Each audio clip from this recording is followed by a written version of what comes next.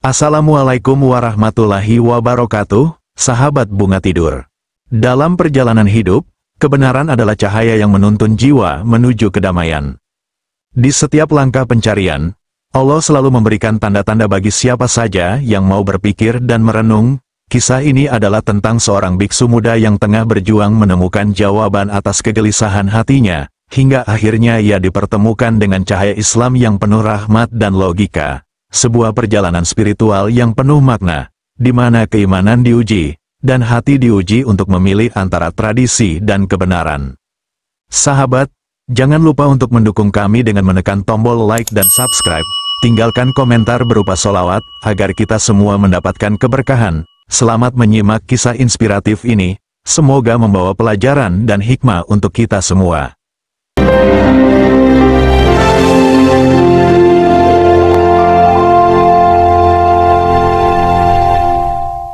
Di sebuah biara yang tersembunyi di balik pegunungan Asia Selatan, keheningan adalah hukum yang tak tertulis. Suara lonceng kuil yang menggema setiap pagi menjadi tanda dimulainya aktivitas spiritual, diiringi oleh doa dan meditasi. Raffi, seorang biksu muda, adalah sosok yang dikenal rajin, rendah hati, namun memiliki keingintahuan yang tidak pernah padam. Ia adalah murid kesayangan di biara tersebut, selalu menunjukkan dedikasi tinggi dalam mencari kebijaksanaan. Namun, jauh di lubuk hatinya, Raffi sering merasa ada kekosongan yang tak bisa ia jelaskan. Ritual, doa, dan ajaran yang ia jalani setiap hari terasa seperti pengulangan tanpa arah. Dalam kesunyian biara, pikirannya sering melayang jauh, bertanya-tanya apakah kehidupan ini hanyalah rutinitas atau ada sesuatu yang lebih besar di luar sana. Suatu hari, Raffi diberi tugas untuk membeli persediaan makanan di pasar desa yang terletak beberapa kilometer dari biara. Di pasar itulah ia bertemu dengan seorang musafir tua. Musafir itu memiliki wajah yang bersinar damai, dengan janggut putih yang lebat dan pakaian sederhana yang bersih. Di depan lapaknya, terdapat beberapa kitab suci dari berbagai agama, termasuk Al-Quran. Raffi mendekati musafir itu dengan rasa ingin tahu. "Tuan, kitab-kitab apa yang Anda jual di sini?" tanyanya dengan sopan. Musafir itu tersenyum. "Anakku, ini adalah kitab-kitab yang berisi ajaran-ajaran dari Tuhan Yang Maha Esa. Salah satunya adalah Al-Quran, kitab suci umat Islam." Raffi mengerutkan kening. "Islam? Saya pernah mendengar tentang agama itu, tapi saya tidak tahu banyak.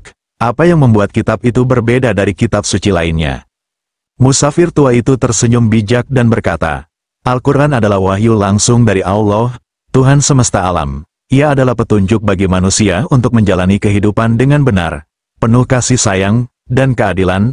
Al-Quran tidak hanya berbicara tentang Tuhan, tetapi juga tentang manusia, alam, dan hubungan antara keduanya. Segala sesuatu di dalamnya penuh dengan hikmah dan logika yang sempurna." Raffi semakin penasaran. "Tapi, bagaimana Anda bisa yakin bahwa itu adalah wahyu Tuhan? Bukankah setiap agama memiliki kitab sucinya masing-masing?" Musafir itu memandang Raffi dengan penuh kelembutan.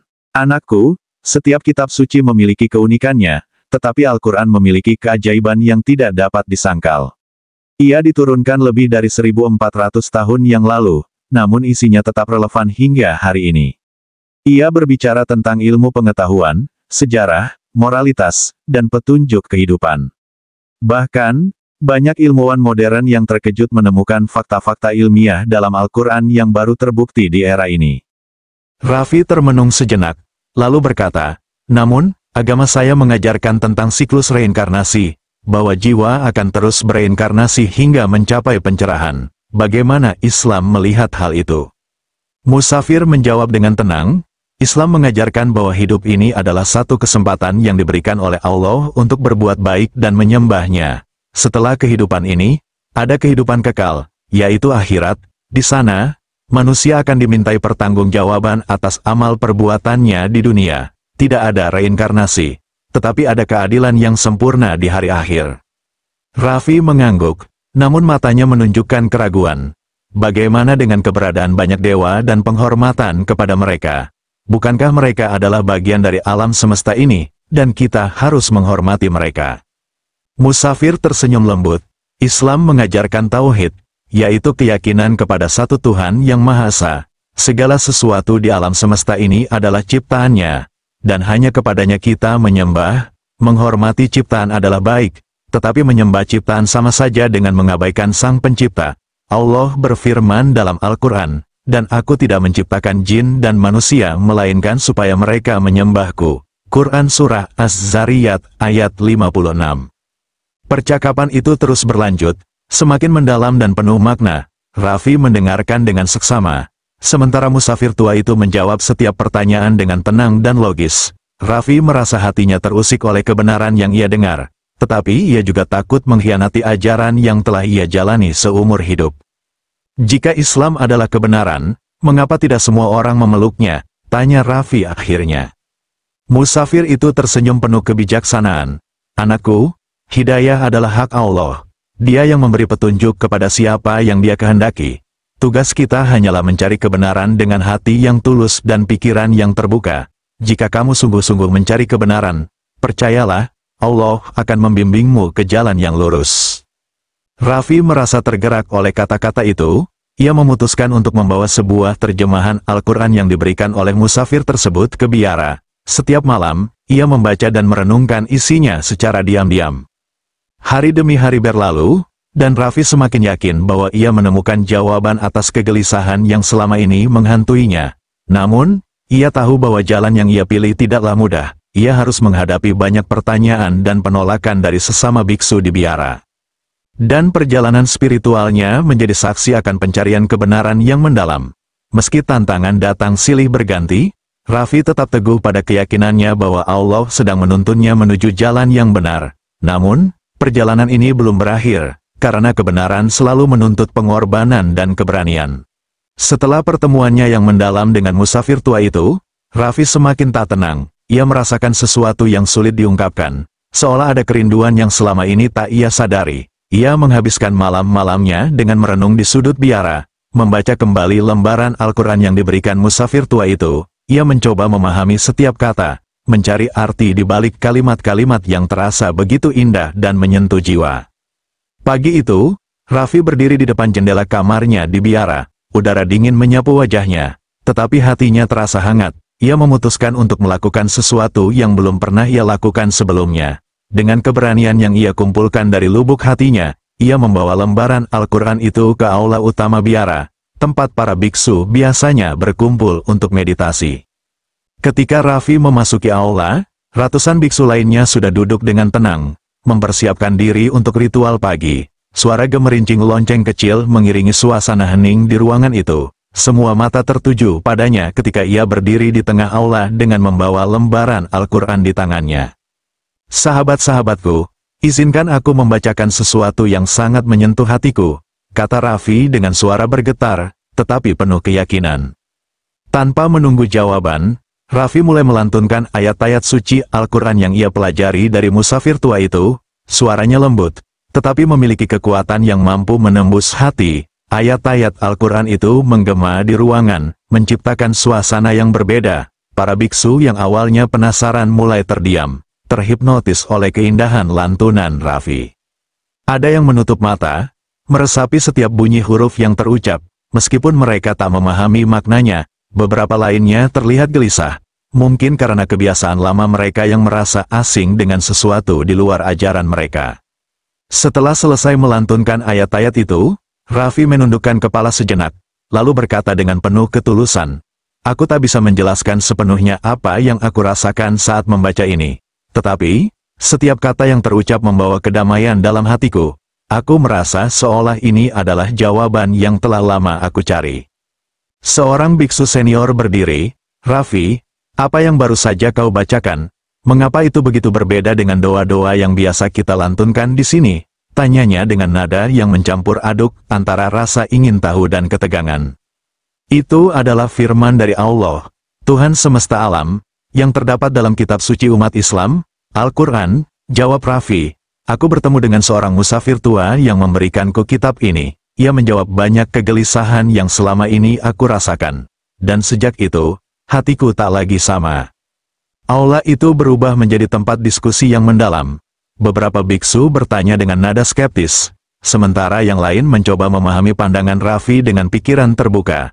Raffi tetap tenang dan menjawab setiap pertanyaan mereka berdasarkan apa yang ia pelajari. Salah seorang biksu muda berkata, "Tapi Raffi, bagaimana kau bisa begitu yakin dengan ini? Bukankah kita diajarkan untuk berpegang pada ajaran leluhur kita?" Raffi menatapnya dengan lembut. "Aku pernah berpikir demikian juga. Tetapi, ketika aku mulai mempertanyakan segalanya dan mencari dengan logika serta hati, aku menemukan kebenaran yang tak bisa disangkal. Aku tidak ingin mengkhianati keyakinan kita, tetapi aku juga tidak ingin menutup mata terhadap sesuatu yang begitu jelas." Diskusi itu berlangsung lama, hingga waktu menunjukkan senja. Beberapa biksu terlihat mulai merenung, seperti Raffi di awal perjalanannya. Raffi merasa bahwa meskipun tidak semua dari mereka akan memahami apa yang ia sampaikan, setidaknya benih pertanyaan telah ditanam di hati mereka. Saat malam tiba, Raffi kembali ke kamarnya. Ia bersujud di lantai, berdoa kepada Allah untuk memberi petunjuk kepada para sahabatnya di biara. Ia tahu perjalanannya belum selesai, tetapi ia yakin bahwa kebenaran akan selalu menemukan jalannya ke hati mereka yang tulus mencari. Suasana biara terasa berbeda. Biasanya, para biksu memulai hari dengan ritual meditasi yang tenang, tetapi hari itu, semua biksu berkumpul di aula utama dengan rasa penasaran yang besar. Raffi, yang kini menjadi pusat perhatian, duduk di tengah ruangan dengan tenang. Beberapa biksu mendekatinya, membawa pertanyaan dan kebingungan yang mereka rasakan sejak lantunan ayat-ayat Al-Quran yang ia bacakan kemarin. Seorang biksu senior, yang biasanya paling keras menjaga tradisi biara, membuka pembicaraan. "Raffi, apa yang membuatmu begitu yakin bahwa ajaran yang baru kau pelajari ini lebih benar dari apa yang selama ini kita yakini? Bukankah semua agama mengajarkan kebaikan?" Raffi tersenyum lembut, menatap biksu itu dengan penuh hormat. "Benar, Guru, semua agama mengajarkan kebaikan. Tapi, yang aku temukan dalam Al-Quran adalah kejelasan tentang tujuan hidup dan hubungan langsung dengan Sang Pencipta. Islam tidak hanya mengajarkan bagaimana berbuat baik, tetapi juga menjelaskan mengapa kita diciptakan dan kemana kita akan pergi setelah kehidupan ini berakhir. Logika dan akal sehatku tidak bisa menolak kebenaran itu." Seorang biksu muda menyela dengan penuh semangat. "Tapi Raffi, bukankah kita juga percaya pada karma? Apa yang salah dengan keyakinan bahwa hidup adalah siklus reinkarnasi yang terus berjalan sampai kita mencapai pencerahan?" Raffi mengangguk, memahami kekhawatiran biksu muda itu. "Aku juga dulu percaya pada itu. Tapi, ketika aku bertemu musafir tua itu, ia bertanya sesuatu yang membuatku berpikir lebih dalam. Dia bertanya, jika hidup adalah siklus tanpa akhir, kapan kita tahu bahwa kita telah sampai pada tujuan akhir? Dan bagaimana kita bisa yakin bahwa semua perbuatan kita di dunia ini cukup untuk mencapai pencerahan itu?" Ruangan itu hening, para biksu mulai merenungkan pertanyaan itu, sesuatu yang mungkin belum pernah mereka pikirkan sebelumnya. Raffi melanjutkan, "Dalam Islam, kehidupan ini adalah ujian. Kita hanya hidup sekali, dan setiap tindakan kita akan dipertanggungjawabkan di hadapan Allah. Tidak ada siklus tanpa akhir. Hanya ada kejelasan tentang surga dan neraka. Bagiku, ini adalah konsep yang masuk akal, karena memberikan kepastian dan arah dalam hidup." Salah satu biksu yang selama ini dikenal paling pendiam, akhirnya angkat bicara. "Raffi, aku mendengar lantunanmu kemarin.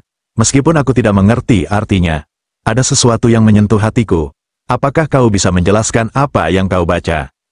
Raffi tersenyum, mengambil lembaran Al-Quran yang ia simpan di jubahnya. "Ayat yang aku bacakan kemarin adalah tentang keesaan Allah dan ciptaannya. Allah berfirman bahwa Dia menciptakan manusia dan jin untuk beribadah kepadanya. Itu adalah tujuan utama hidup kita. Dan ada ayat lain yang menjelaskan bahwa setiap makhluk, dari manusia hingga hewan, bahkan bintang-bintang di langit, tunduk pada kehendak Allah." Para biksu terdiam, mencoba mencerna kata-kata Raffi. Beberapa dari mereka mulai bertanya lebih banyak, meminta Raffi untuk menjelaskan konsep-konsep Islam seperti salat, zakat, dan puasa.